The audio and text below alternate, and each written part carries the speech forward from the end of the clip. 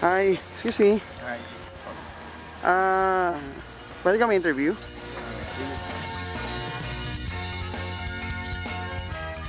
Genetically modified organisms. GMOs are very useful.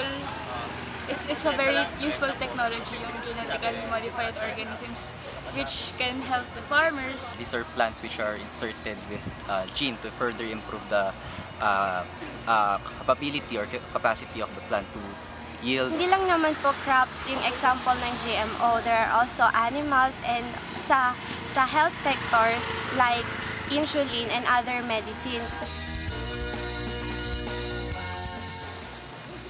Hi, Hello. pwede ka ma-interview? Sige po. Tingin ko po makakatulong naman po siya kasi po through that technology na babawasan po yung yung dependence po ng ating farmers po sa chemical pesticide. Para sa akin, maganda po yung layunin po.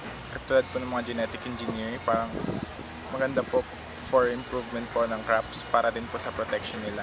Based from the history, may BT corn po tayo na kung saan tinulungan po yung ating mga farmers na makapag-earn ng mas malaking kita po kaysa po dun sa ating mga kumbaga conventional variety na tinatanong po. Kasi dati ay sobrang lagana po yung Asiatic corn borer nun. So BT corn po talaga ang naging solution dun sa ating problema. Kasi po depende yan sa klase ng GMO, di ba? Marami pong klase. Meron nga po na tulad ng BT corn ngayon sa Philippines na tumutulong po na i-lessen yung pesticide na gagamitin ng mga farmers. Hindi lang po siya makakatulong sa farmers, makakatulong din po siya sa environment.